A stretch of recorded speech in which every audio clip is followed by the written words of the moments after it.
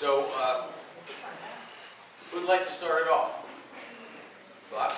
Yeah, I'm sort of interested in seeing how much your research shows a connection between the political attitudes you have and the religion of the people who come to this country.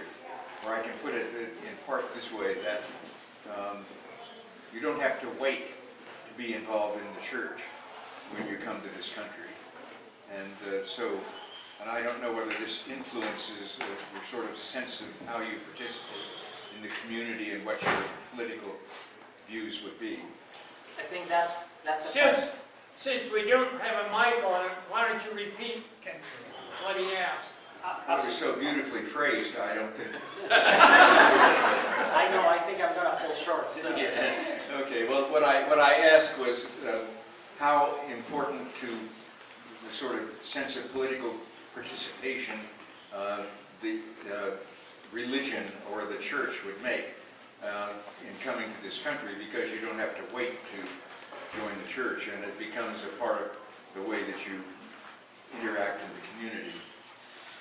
I really appreciate the question, and I think it's a very important one. And in all academic truthfulness, which is always my line, I have not explored in depth enough that line. I was in the race against tenure, and I was very strategic as to which articles to pursue. And I am on the race, and hopefully on a different race now, which will be to make food. And to me, it already started. I'm already working hard on it. And as a part of that race, I want to have some of my prior findings plus new ones on a book. I do want to have a solo book out there about 2 years from now, 2.5 years from now. And one of the chapters I want to devote to that possibility. What I've seen in preliminary analysis, though, and I don't know if I've done the statistical analysis right yet, is that there doesn't seem to be a connection between the frequency of attendance.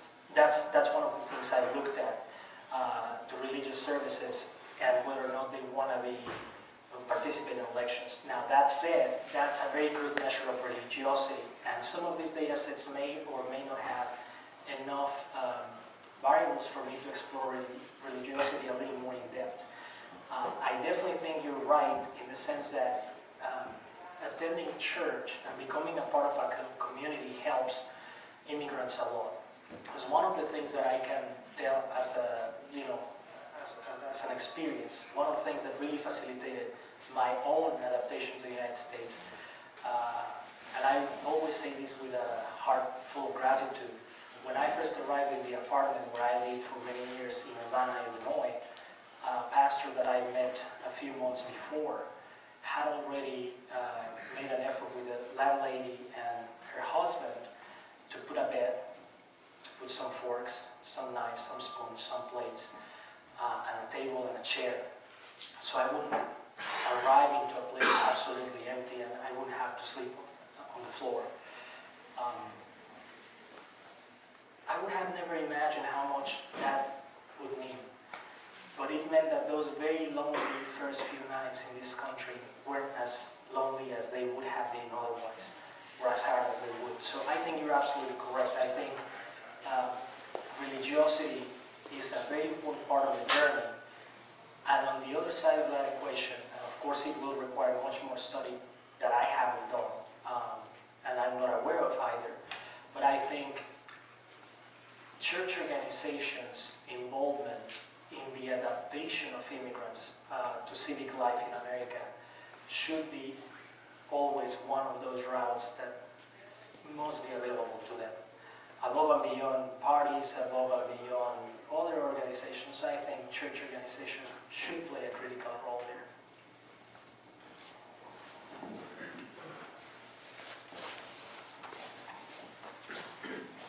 Well, I appreciate your presentation. You've done what I think is a very nice job of explaining the value of immigrants that come to this country. Now, you made the point that you've done everything by the numbers. Right. Now, there's a lot in the news about the illegal side of the coin. And there's no denying the value that they're providing to the country. But I'd be interested in your thoughts of political, and this is largely a political issue, of how you would recommend to our political leadership to deal with this immigration issue. Look, I appreciate the question, and hopefully this doesn't fall into the category of not laying low. But I do have an opinion on that, and it might not be the most popular opinion. And the good thing is I'm not running for office. I'm doing my best to be one of the best professors that Nebraska has, and I've tried really hard since I arrived here.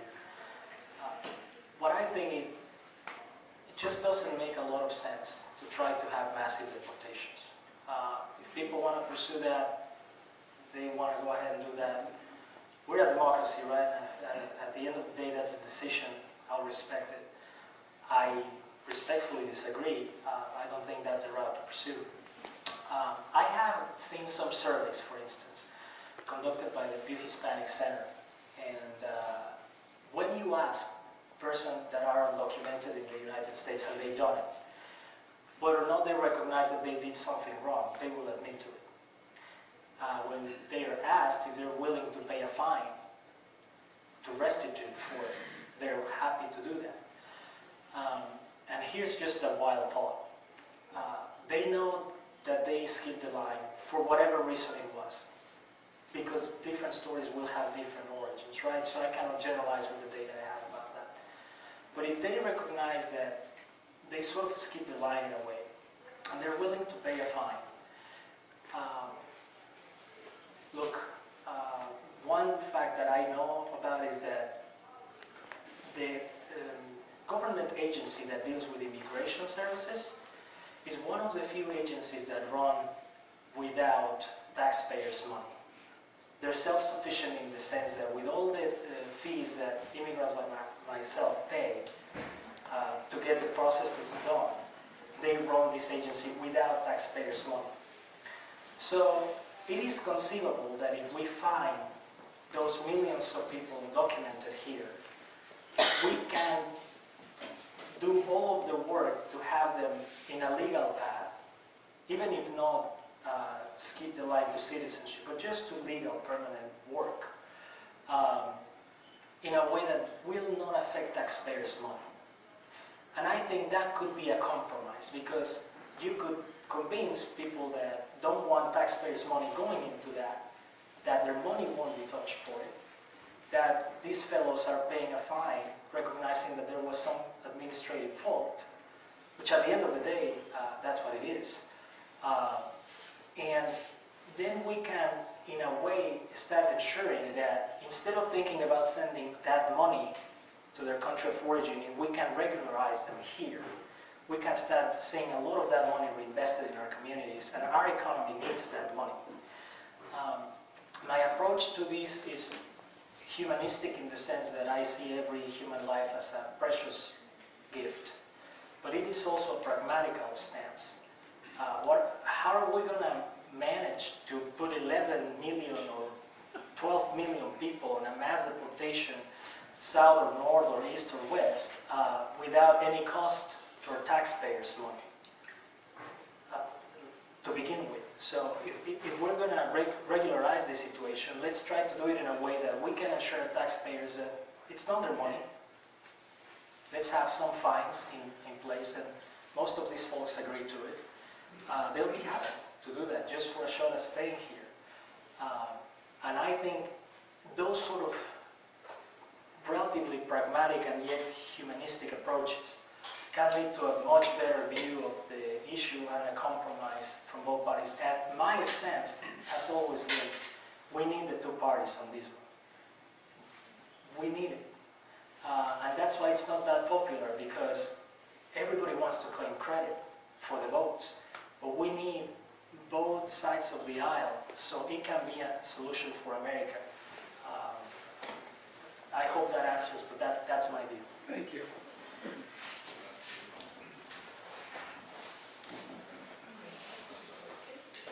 You mentioned them and we kind of division. Yes.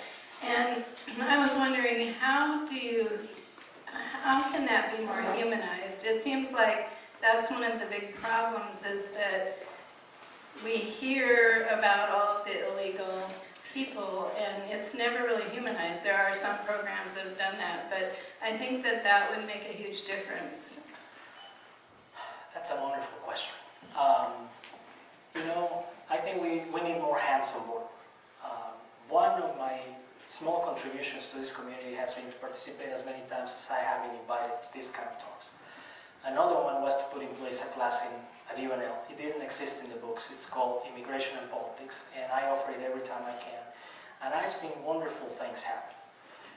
Some kids take it because they have a very positive view on immigration to begin with, but some others actually come in there as skeptical and with very negative views, and they will tell you that the class has made a difference for them, that they never realized how many things ought to be considered when we think about immigration and all the political stuff that goes around that.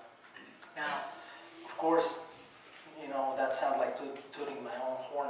In no way I'm trying to do that. All I'm saying is we need a little bit more of sensitizing people, educating people, and there's one thing that we could do all of on our own in our workplaces, our churches, whatever it is. There's a documentary I highly recommend. I show it in my class every time, and every class gets new generations better and better.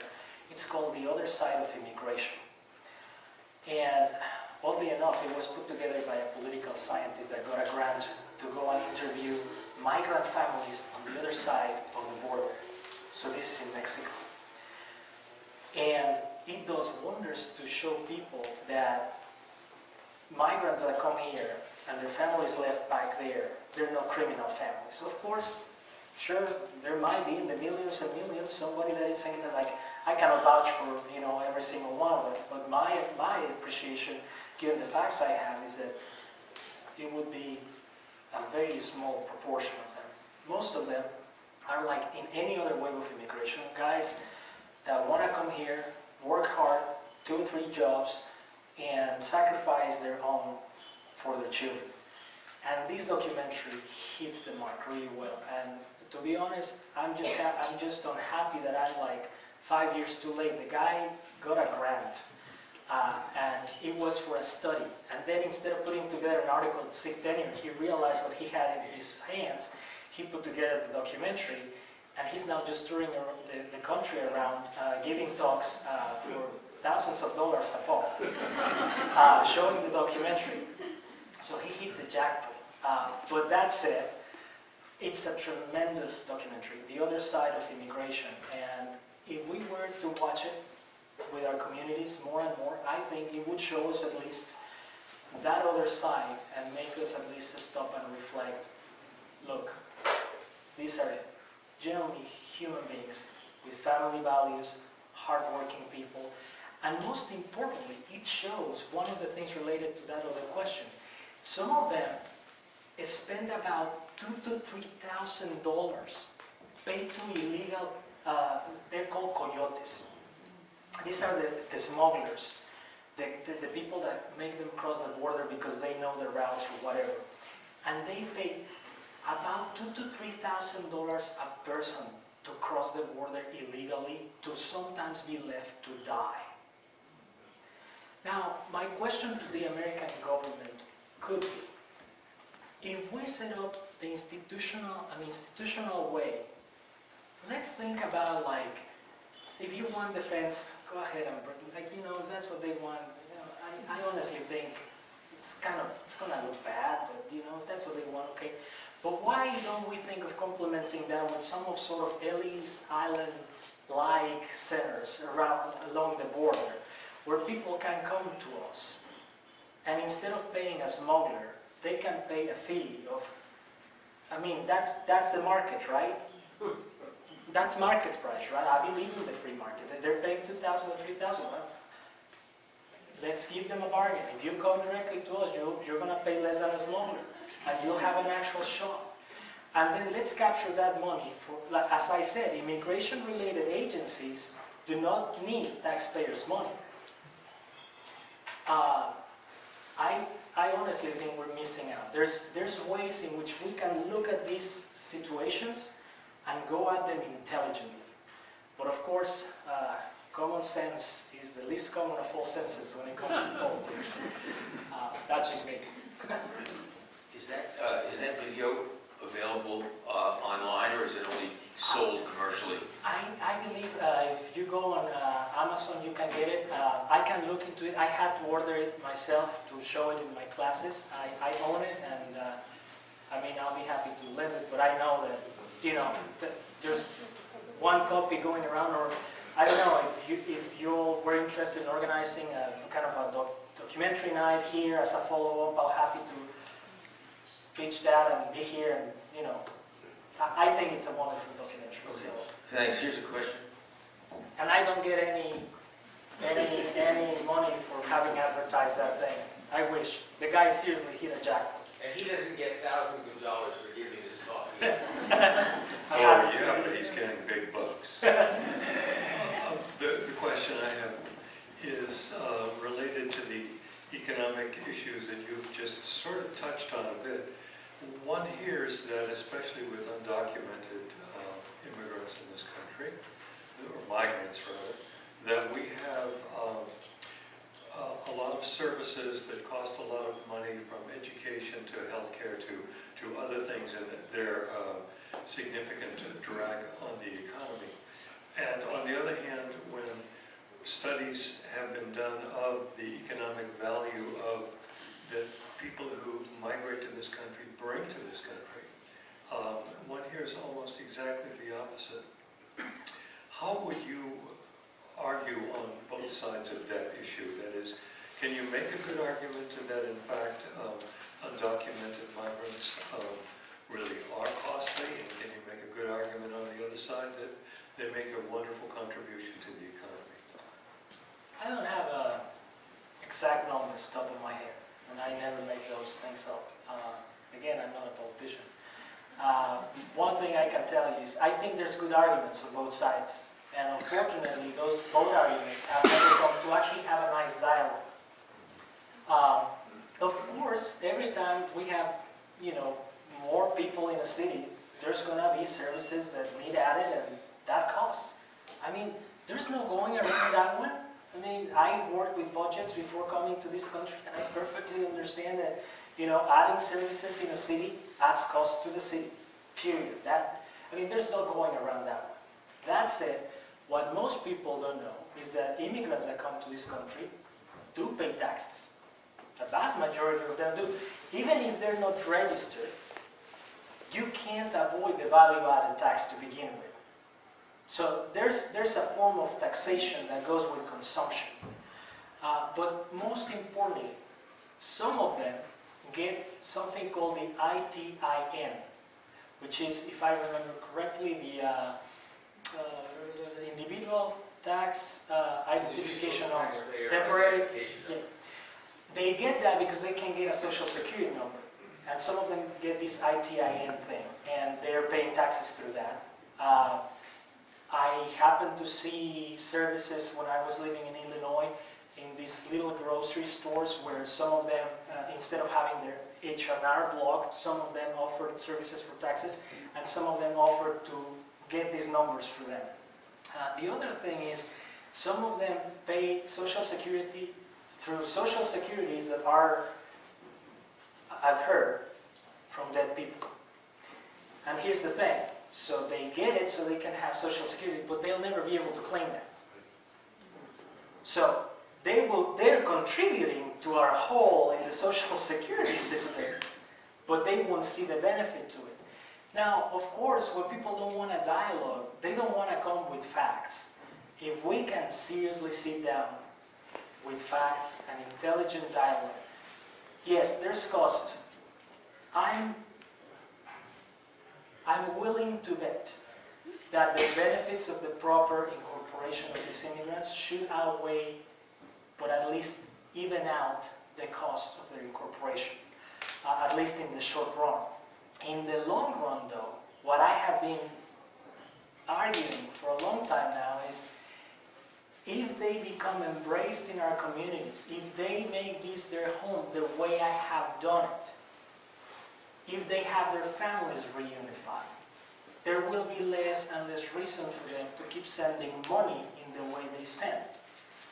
And let's face it, and on this one I'm very adamant, some countries with bad governments like the current government of Mexico, are still in place because instead of having people revolting against them, they have a massive inflow of money from the U.S., from the migrants in the U.S., that sort of keeps those communities alive.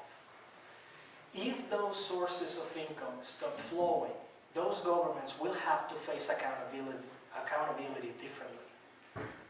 So to me, it's a win-win in the sense that if we offer them the opportunity to truly make this home, they can start thinking about going back, they can start investing in our communities. And the governments that don't deserve the migrant labor money that goes back, so they stop receiving that kind of, it's a subsidy of inefficient governments the way I see it. And for all I care, I would like to see them democratically defeated as soon as possible. Next question.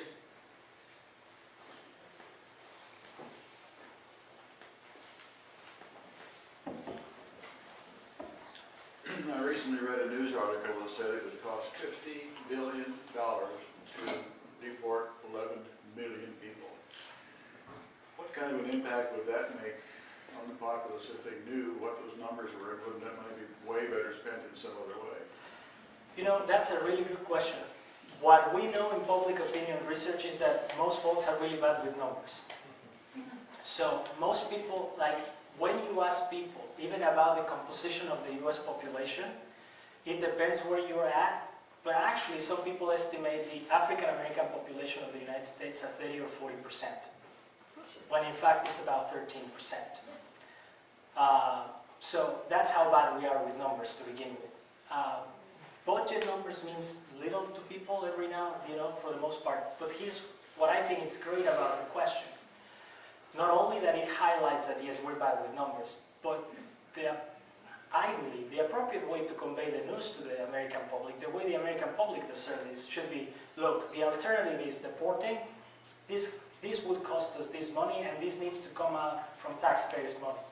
Alternatively, if we regularize them, whatever that means, and it can be just temporary work permits, because some of them don't want to stay. The reason they stayed is because we tightened the security along the border.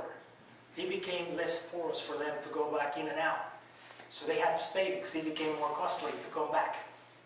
And I know it's counterintuitive, but that's one of the reasons they decided to stay even though they didn't want to stay.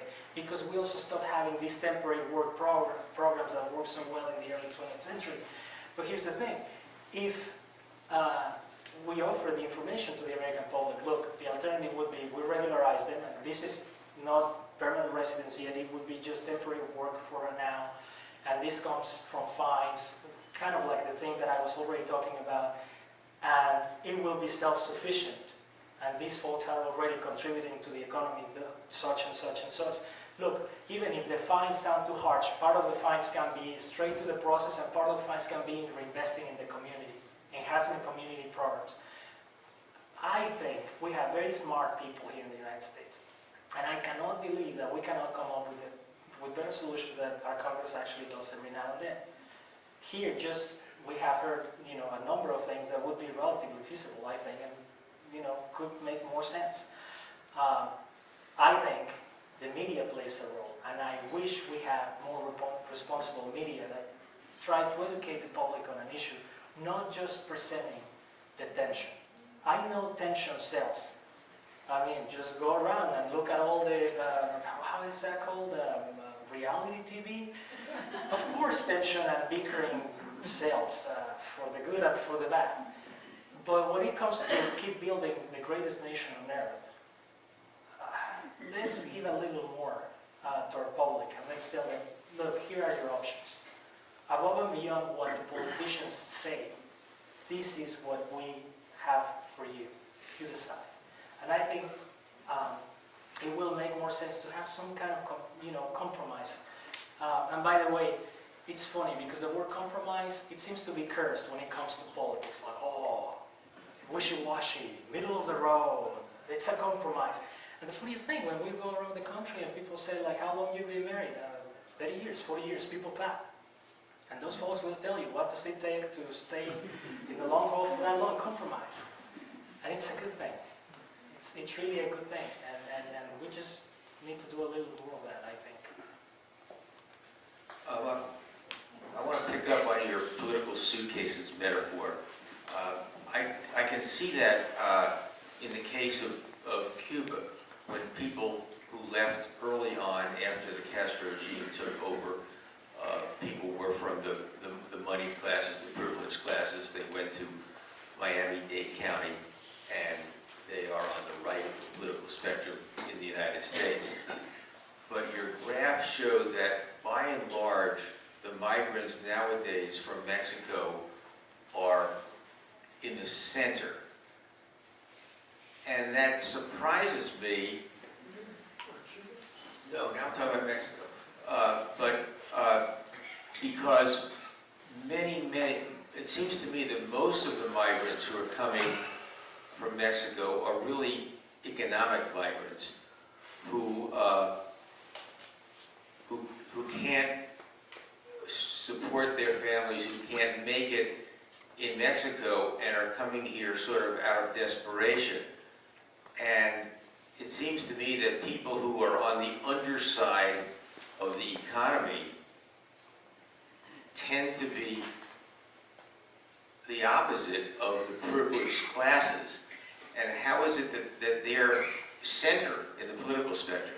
Well, I think I have two explanations for that, and it's a good observation.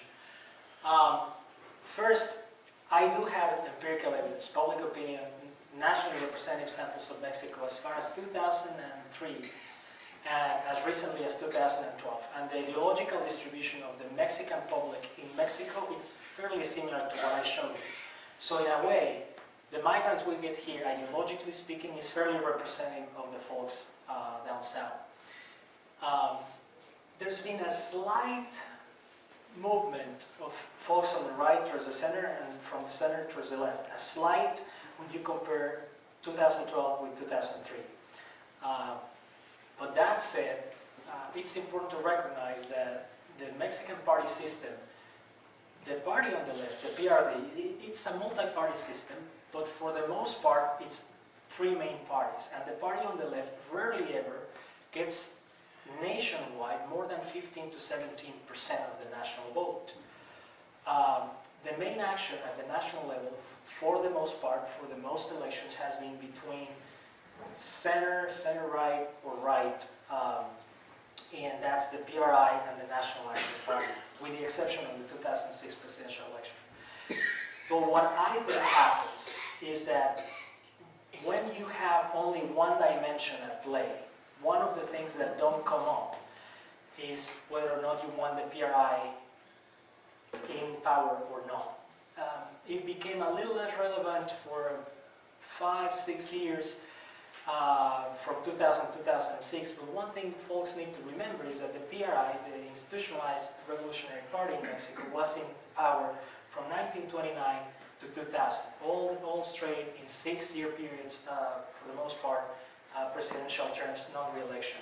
Non-re-election for the individual, but the party kept repeating. And what that did is that it generated a second dimension to politics, one of which was whether you agree with that status quo or not.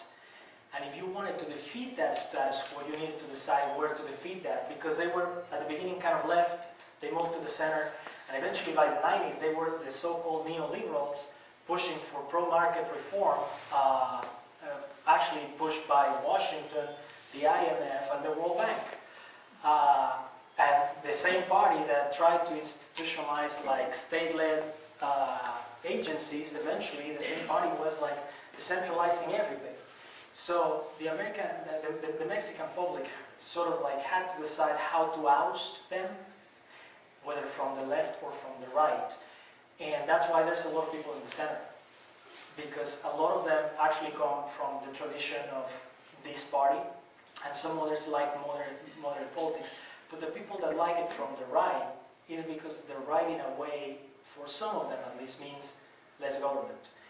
And of course, that has an added meaning if you think about it. It's not just the economic part. If you live under a kind of a system where there's a hegemonic party that runs the show, wanting less government means kind of like more protection from the state.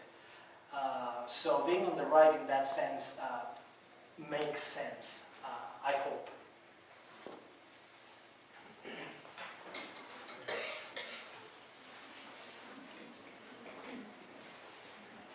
Ask me.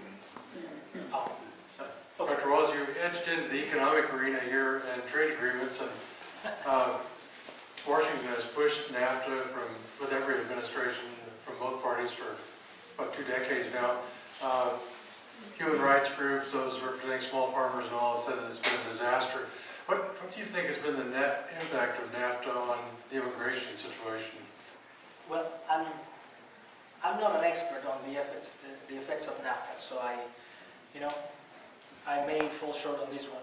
One thing I know, and it is that it's interesting that we pushed for market integration, and one of the main markets that any integrated community, regional, international community can have is labor, and that one was left out. Look, all I'm saying is part of the problem, and this documentary I just recommended shows, is that some of the rural communities in Mexico, because of the impact of NAFTA, and not just NAFTA, but the way the government policies work there and stuff and that, and a combination of things. I don't believe in single-handed explanations, right? Reality tends to be more complex than our models. But one of the things that happen is that with this openness to more and better quality international products, some of the rural production in Mexico simply fell. Let me give you the best example because it's going to come dear to our hearts. Mexico loves corn. So I literally moved from cornfields around Mexico City to cornfields in Urbana, Illinois, to cornfields in Nebraska. I love corn. But here's the truth about corn in Mexico. Mexico no longer produces enough corn to sustain the country's demand for corn. And now Mexico, a corn-based diet country, has to import corn from countries like the United States. Most of that actually comes from our Midwest and Great Plains. And the reason for that is because the small farmers there, and they would call themselves peasants. I know it's politically incorrect now, but that's the word they would use for themselves, campesinos, because they have very small parcelas, very small parcels and stuff. They cannot compete with the kind of farmers we have here, even in a bad year. So literally the rural areas there are dying. And so it's an interesting thing that actually scholars like Ravenstein in the 19th century that studied migration saw coming, of streams and counter streams of migration.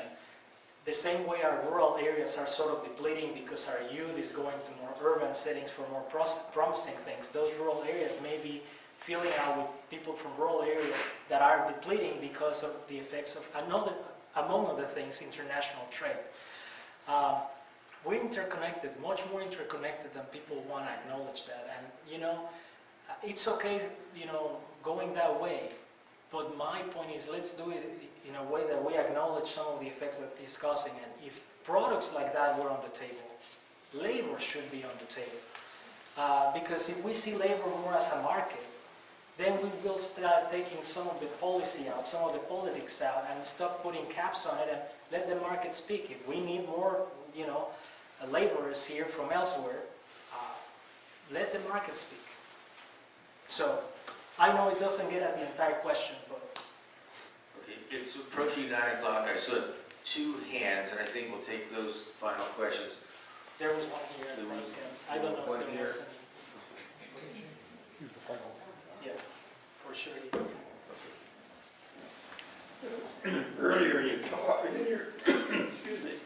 your talk, you showed the Nebraska top 10, and then also it was a red state, and a lot of the immigrants are very politically active. I was sort of interested in demographics, and when you look at the demographics of our population forwarded to 2050 and beyond, they're showing that the white portion of the population is going to be a minority group in our country. And this is a little bit tongue-in-cheek, but should we be worried? Different people have different reasons to be worried, right? And one of the things I do love about this country is we're all entitled to our opinion. So, I mean, if some people want to be worried about it, I understand. One thing I do say to my students, whiteness is a social construction. When the Irish came to this country, they were not considered white. When the Polish, when the Italians came to this country, when the Germans came to this country, they were not considered whites.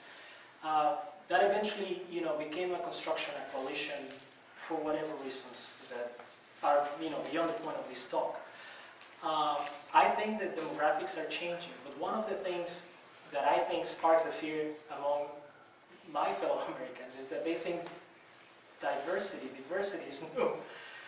We've been a diverse country since its inception. At the time of independence, and of course this is top of my head, but and I may be a little off here or there, it was about 50% of the population that could claim British descent. And the rest were, from all over, like, Germans or Dutch or about 25% of African descent. Like, diversity was there to begin with. It's just the way we have made the numbers shift for whatever political reasons that makes it look like we're less diverse now, and then we're entering into a phase of tremendous diversity. I would say we've been blessed enough to have this diversity throughout the years, and somehow we have sorted it out. Some of the things that they said about Italians, for instance, was, well, they're Catholics. Well, Nebraska is one of the most Catholic states in the United States, and, it seems to work fine.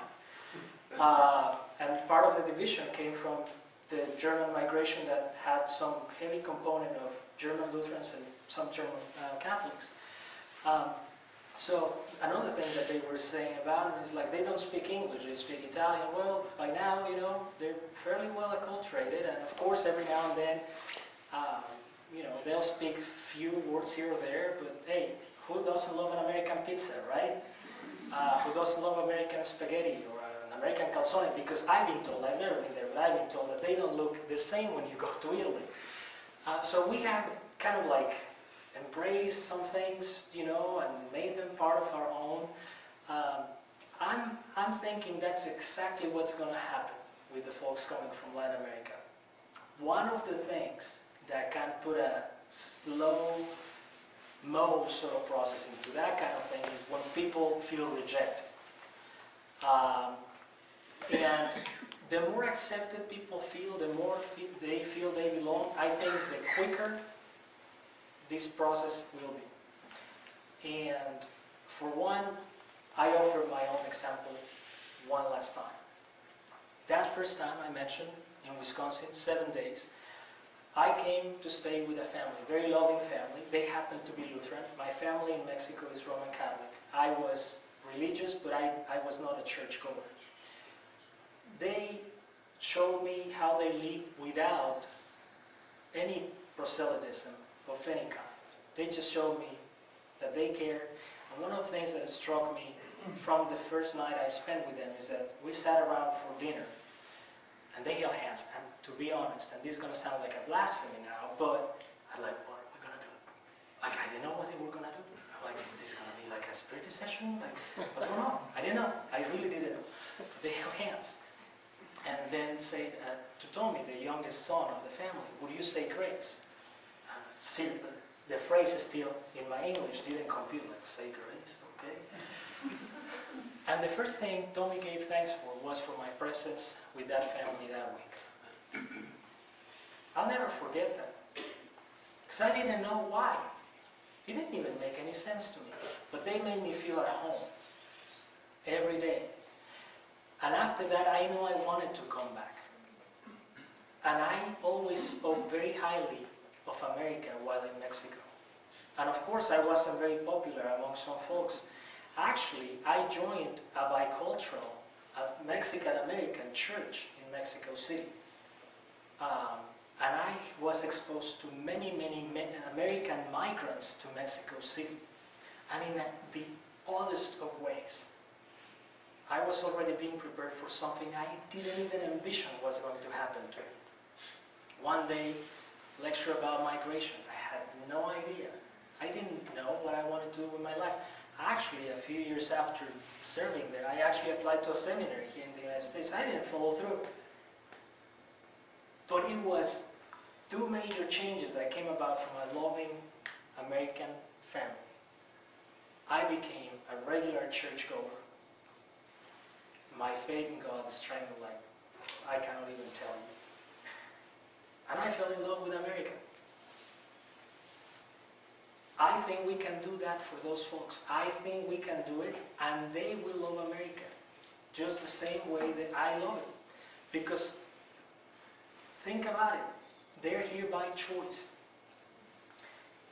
And honestly, all the things you have to leave behind is very hard to do. So I think love will go much longer ways than a stick. But that's the idealist in me. Last question. Oh, I think we promised people that we would get out by 9, so we don't. I was going to say that was a very, an excellent way to end the discussion. I'd rather not praise another. let's thank Dr. Thank you very Wals.